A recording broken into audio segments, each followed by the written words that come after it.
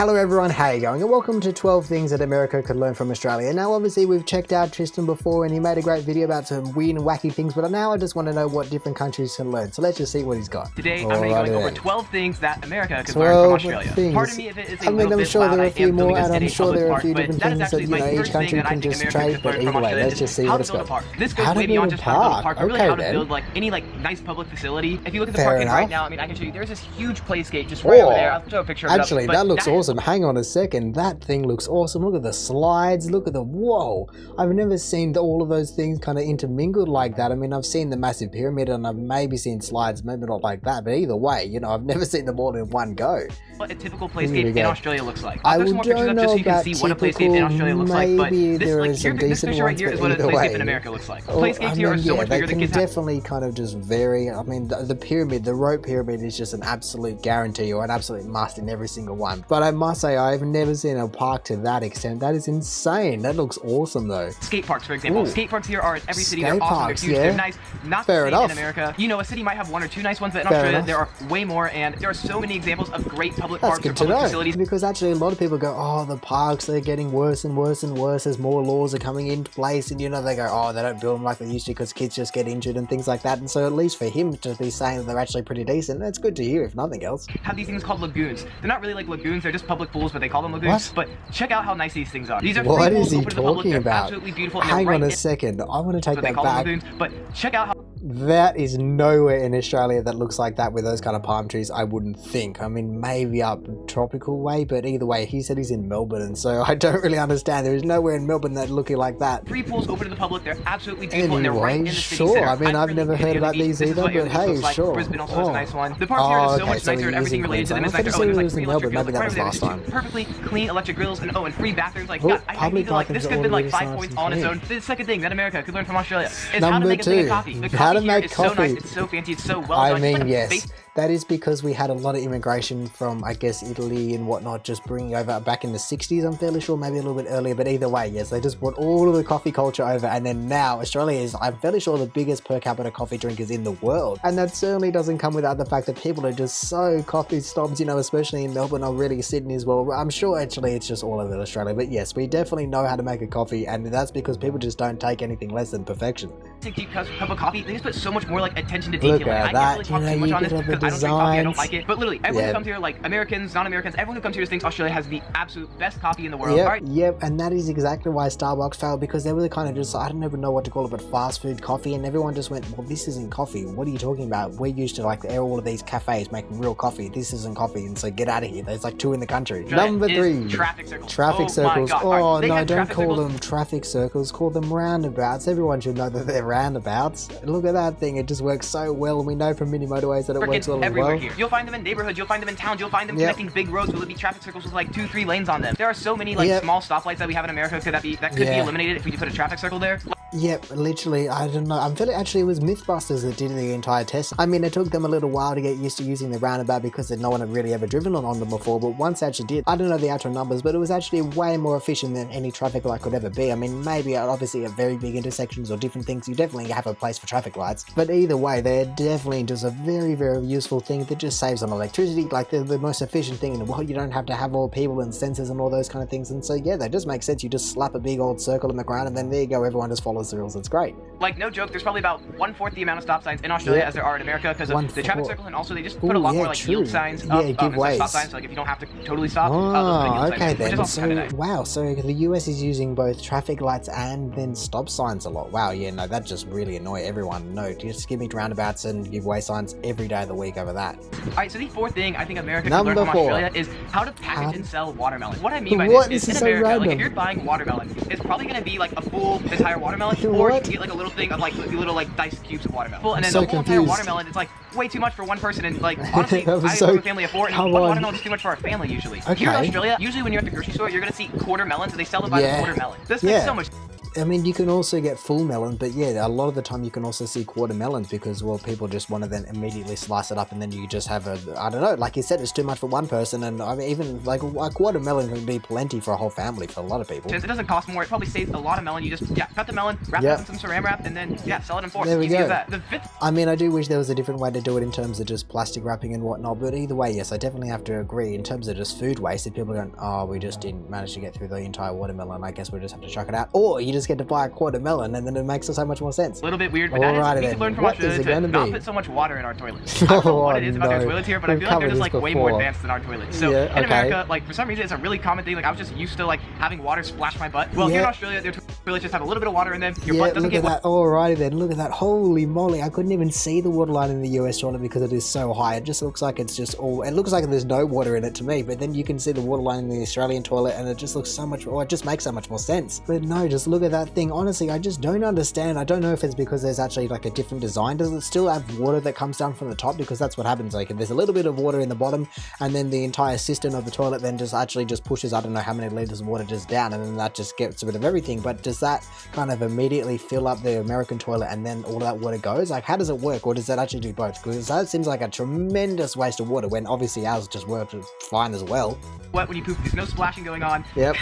Can't believe I'm saying this. Anyway, and then on top of that, they also have like buttons. They have a button for poo and a button for pee. Some American toilets do have this, but I think it's like a law here in Australia because every single toilet I've seen has had those two little buttons to save some water. These 6 things. That's crazy. Well, I never would have thought that that was even a thing. Like from the fact that they're just going, oh yeah, use, I don't know, like 16 liters of water per flush, and then not to be able to have like a differential thing. I mean, I guess because you just already have that water sitting there, you can't do it. Wow, either way, that is incredible. I never would have thought about that, but man, come on America, get on that, because that's just a water saver if nothing else. Is free/cheap sunscreen. You're probably laughing at me as I say this. Okay. Well, I'm all burnt, but that's just because I was on boat for the past 3 days. So here in Australia, you can get like a full giant 1 liter thing of sunscreen, like enough for an entire family for an entire summer. For like, I think it's like $8, okay? Whoa, wait, so is sunscreen really expensive in other parts of the world? Ooh, I don't know if it's kind of subsidized by the government. As we can see here, you know, Woolies sunscreen, $8.50, it works just as well. You know, it's sunscreen, it has to be rated and tested and all those kind of things, so 50 plus is 50 plus to some extent. Obviously, some are going to be a little bit more greasy than others or whatever, but either way, yeah, it's like $8.50, $14. I mean, you can get some very expensive ones, maybe $40 if you want to be paying for more zinky ones. But now I'm just interested to know how much he's actually saying it's going to be costing. I think it's like $8, like super cheap. And beyond that, I usually don't pay at all for sunscreen because it's just free at most places. Like if you go to like a hotel, why are you such a lobster? An office, a restaurant, like imagine like how hand sanitizer is free in America in a lot of places. Really? They just have sunscreen laying out. I'm sure in Australia like it is now. Because when was this video made? This video was made, last year. If you want. This is so nice and makes so much sense. I'm not completely sure on this, but I think the government subsidizes sunscreen a little bit. I think that's how they get it so cheap. Not positive. But anyways, I it makes just so much never sense would have thought that it would have been because the government also subsidized, but pays it for the certainly healthcare makes here. sense. You're gonna have to be paying a lot more for skin cancer than you're gonna be paying for sunscreen. Yeah, that's what I was about to say. I mean, it certainly makes sense that if the government was subsidizing that, but no, I've never even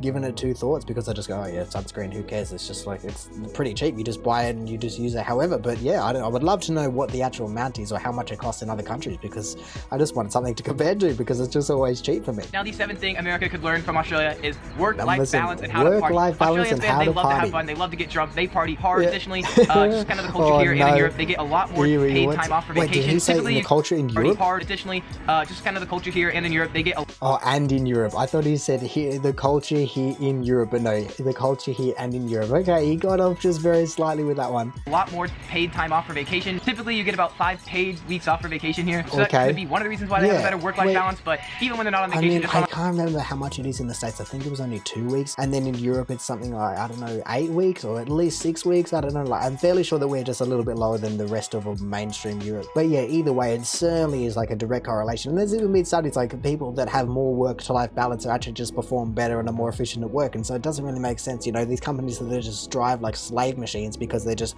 always wanting people to be working when they just never get any days off. It just doesn't make sense because it actually has been proven that it's not as efficient and they just make less money. Just on like a typical weekend, Australians like love to go out, they love to have fun. I don't know, I just feel like they do a little bit better job at partying than America. What? Particularly older professional adults? What are you talking? I'm so confused about that. But hey, I guess everyone just likes to go out and just kind of do their thing, you know, whether that be, I don't know, just actually going down to with friends or just whatever it may be. people definitely just like to be out and about, generally whenever they can. Obviously, it's been a little bit restricted recently, but yeah, whenever they can, everyone's out. Now, the 8th thing that America can learn from Australia is how to do sushi. So, yes, I know sushi is not like a typical Australian thing. It's, you know, like Japanese. However, they have kind of a little spin on sushi that I think makes it so much better. It makes it kind of like reach like a much larger audience or target market, I guess, if that makes sense. Kind of like cool and easy to get. So one is they have a lot of like quick grab-and-go sushi restaurants here where they just like have sushi like out the window. You walk by, you can point to which one you want, grab it, and you go. That is an absolute lifesaver. The amount of times when I'm like, oh, I don't know what you get. I don't really want this. I don't really want that. Oh, I just get like sushi that used to be a lot of the times it'd be like 4 rolls for $10 and now it's like 4 for 12 or something like that. But either way, yeah, you just say, go, okay,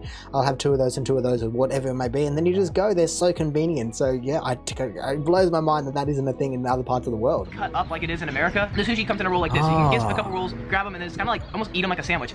Yeah, well, I mean, they're not really like a sandwich, more like a burrito, I guess would be the direct comparison. But either way, yeah, like, why would you cut them up? I mean, yeah, if you're going to be getting them like fully packaged or on a plate or anything, then that's all they're going to be doing. They literally make those and then just slice them up. And so why not just skip a step and just let your teeth do their slicing? You walk down the street. I absolutely love this. They are great, healthy, like grab-and-go snacks. Yeah, I feel like in America, they're not the cheapest thing in the world, but yeah, they're definitely not Subway sandwich or like a burger from McDonald's, like something like not as healthy. Not to mention, it's so affordable here. Like a roll of sushi like that, one of those like grab-and-go places, is probably going to cost you like $2.50. Yeah, I mean, actually, when you think about it, like I was just saying, it might be like $12.50, but really, if you're going to go to Macca's or something like that, then you're going to be paying, I don't know, at least something like that just for a Big Mac meal. And so, yeah, I've never really thought about how affordable it might be. I mean, yeah, considering the fact you're getting fish or chicken or whatever it may be, that certainly isn't the cheapest thing you can get, but at the same time, like you just said, it actually is pretty affordable. So I'll take back my statement that it's not the most affordable thing. You can actually get a hell of a lot of sushi for, I don't know, like $12. Another great thing about the sushi here is there's this style of sushi restaurant, that train track, I call it. Oh, yes, here we go, like I was saying. Sushi goes around on a little track and you pick up whatever you want, yes, eat it, and then, sushi train is just such a novelty kind of thing, and it's also just so awesome. Like, you just go, ooh, I like this one. It's such a like kid-orientated thing because they get to see it going around, and it's great. I mean, it can be very, very expensive because one plate can be as much as like 2 sushi rolls, like I was just saying before. You know, maybe that's why I was thinking it was actually quite expensive. Because if you do go through quite a few places at a sushi train restaurant, you're definitely going to be feeling the bill at the end. You know, if you eat, I don't know, 10 plates, you're going to be walking out there with a 40 or 50 or even maybe $60 bill. But either way, yeah, there's definitely a thing in terms of just actually, oh, you want to go to sushi train? Yeah, cool, let's go to sushi train. You just grab it, and then I don't know, you go to the movies or you go to I don't know, anywhere really, but it is such a like a Saturday afternoon, Saturday lunch kind of thing to do. Every single city in Australia. Yeah, sometimes it's like 2 doors down, there'll be like 2 sushi trains right next to it. As I'm editing this video, I just thought of another like weird or unique sushi thing here, and that is they have a lot of chicken sushi. Real sushi lovers might say that that's not actually sushi. And this just makes sushi even more appealing to some people. You know, some people don't like fish, or some people just really like chicken, and they can still get sushi, I guess if you can call it that,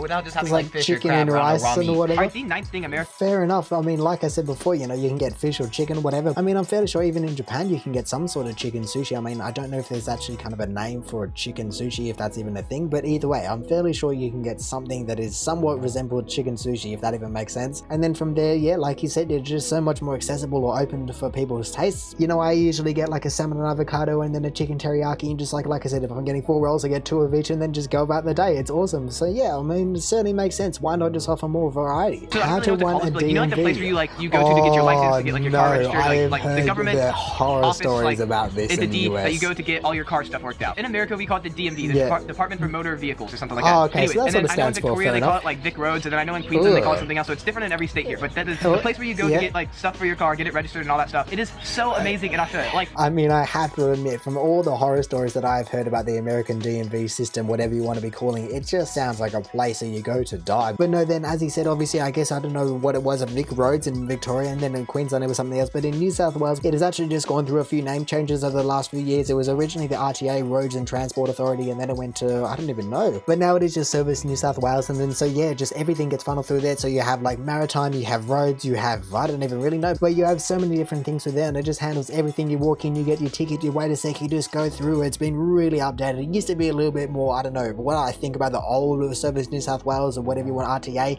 it definitely just reminds me of the thoughts that I have or what I've seen with the DMV and the Simpsons or whatever. But either way, yes, the new one or the current system that I got, oh, it's pretty darn good, I must say. 10 out of 10 recommend. Like, they're tech savvy, you can make appointments online, they're quick, you get a little letter or number. You can actually do, like, you can renew your license online, you can do so many things online. Is great. To a queue. There was someone that greeted me when I walked in, like, they were just so, like, it was a great, pleasant experience, and I was only there for, like, less than an hour. If you go to America, any American will know what I'm talking about, but oh my god, going to the DMV in America is like going, like a trip to hell. You're gonna go there early in the morning, you're gonna wait in line for an hour, then you're gonna get a ticket, you're gonna sit in a chair, you're gonna be in another line for a couple hours. The people who work there are typically unfriendly and cold. They just totally suck in America. Both of us thought it was, like, super amazing here, so I'm just gonna assume that in all of Australia, the DMV is probably much better than it is. I mean, yeah, I have no idea about the other states. I've never had to do anything with the other states, but yeah, the Service New South Wales one is definitely pretty top notch, and I can only assume that they would have been modeled on each other. And so yeah, like, I have to admit that from what I've heard and the reaction that he just had, I certainly have just feel for everyone there in other countries that have to deal with anything like that. I think America could learn from Australia is how to eliminate the freaking penny. Oh no! Y'all's lowest cent point is 5 cents. We still have the penny. I don't know why. 5 cents. Honestly, we might as well get rid of the 5 cents, because I've actually heard that previously, I don't know, the metal that it's made of is worth more than 5 cents. Like, how can you have something where the metal is worth more than what the actual thing is for? You might as well just get every single 5 cent and then just take them to a scrap metal yard, and you end up with like 6 cents or 7 cents or whatever it may be. And so yeah, I just never understand, like, how are other countries like the US still using cents? I guess if your currency inflation model is a little bit different, I can understand, but the US has a better dollar, like for dollar than us, and so how are they still using cents?